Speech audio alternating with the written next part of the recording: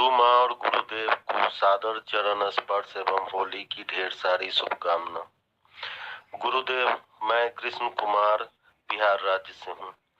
गुरुदेव, आपने जानना चाहा है कि मुझे कौन सी सिद्धि चाहिए। गुरुदेव, मैं प्राइवेट स्कूल में एक शिक्षक हूँ। छात्रों के अंदर आजकल बहुत सारी कुंठा, न पढ़ने की भावना, अपने से बड़ों के प्रति आदर सम्मान न देने की भावना, किसी खास विषय में मन का न लगना आदि समस्याएं बढ़ती जा रही हैं। अभिभावक भी अपने बच्चों के प्रति विशेष ध्यान नहीं दे पाते हैं। ऐसी परिस्थिति में एक शिक्षक का कर्तव्य बढ़ जाता है कि वैसे छात्रों को कैसे सही राह पर लाया जाए। मुझे ऐसी शक्ति प्रदान करे ताकि वैसे छात्रों के अवचेतन मन के विकार को हटाकर उन्हें सही मार्गदर्शन प्रदान करें। अंत में गुरुदेव, मैं यह कविता सुना रहा हूँ। गुरुदेव, इतना दीजिए जामै कुटुंब समाए, मैं भी भूखा ना रहूं, आगंतुक न भूखा जाए। एक बार पुनः होली की शुभकामना। प्रणाम गुरुदेव। प्रणाम आपको और होली की शुभकामनाएं आपको भी। मैं एक शिक्षक हूं। सही मायने में इस कलयुग में अगर कोई शिक्षक हो तो ये बहुत बड़ी बात है। कोहिनूर हीरे से भी कीमती है एक शिक्षक होना, वरना तो शिक्षा एक अच्छा बिजनेस बनी हुई है। एक अच्छे बिजनेसमैन हो सकते हैं, शिक्षक नहीं हो सकते। और एक अच्छा शिक्षक ज्यादा पैसा कमाने की नहीं सोचेगा, अपने स्टूडेंट को कैसे ऐसा करूं कि वो अपना तो भविष्य उज्जवल करे ही करे, पूरी पृथ्वी का भविष्य उज्जवल कर दे।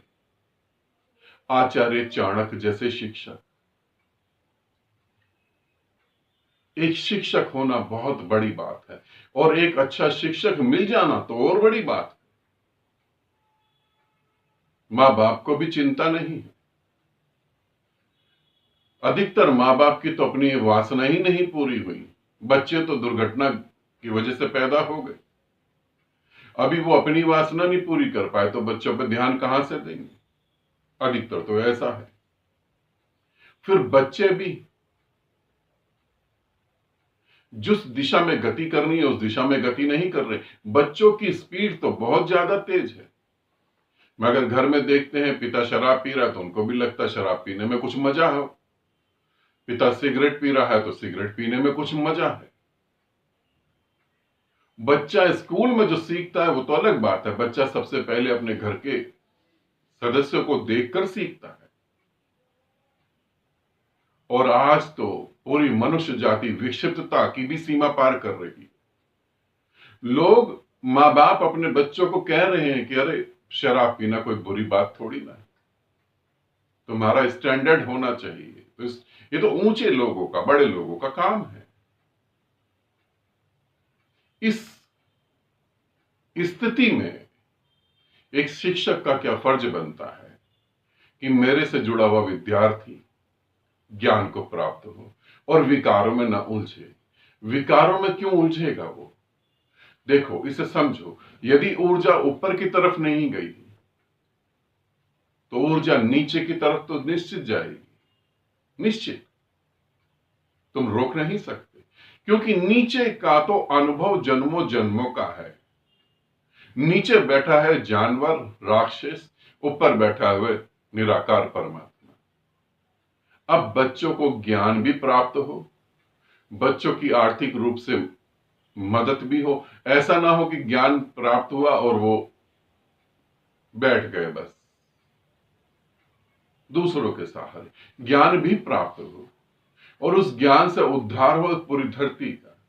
फिर हमें क्या करना चाहिए? फिर एक शिक्षक को बच्चों को थर्ड आई के ऊपर प्रयोग करवाने चाहिए। थर्ड आई के प्रयोग जो है वो ज्ञान के मार्ग को खोलेंगे, बुद्धि को खोलेंगे। फिर पांचों इंद्रियों को छोड़ के छठी इंद्रियों को जागृत करना चाहिए। पांचों इंद्रियां जो हैं वो क्या जी सकती हैं, ये तो हम सभी जानते हैं, हम सभी जी रहे हैं। पांचों इंद्रियां नर्क के अलावा कुछ भी नहीं कर सकती।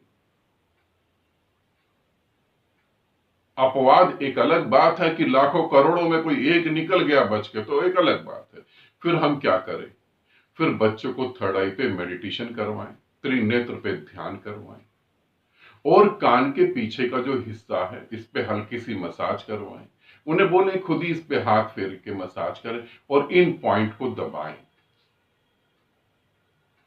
ये कराएंगे तो बच्चे का ज्ञान चक्षु, ज्ञान नेत्र खुलेगा और वो आत्मनिर्भर होगा, आर्थिक रूप से भी, साइकोलॉजिकल रूप से भी, आध्यात्मिक रूप से भी।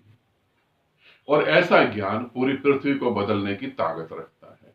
तो एक शिक्षक को ये जरूर करवाना चाहिए, मगर त्रिनेत्र के विज्ञान के बारे में उस शिक्षक को भी थोड़ा सा पता होना चाहिए।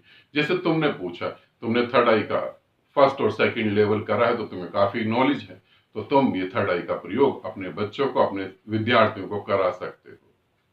और उसके बाद गति जो बढ़ेगी, बच्चे वैसे भी परमात्मा के बहुत करीब होते हैं, तो ऐसा प्रयोग करवा सकते हैं। ठीक है, आनंदित रहें, सदा खुश रहें, बहुत बहुत प्रेम आपको। और ये याद रखें, एक शिक्षक का फर्ज क्या होता है, धन दौलत नहीं।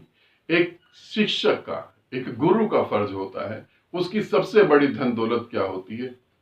उसका विद्यार्थी चांद सूरज की तरह चमके, यही उसकी जो है गुरु दक्षिणा, और यही उसका सब कुछ होता है। तो ठीक है, ऐसे करें।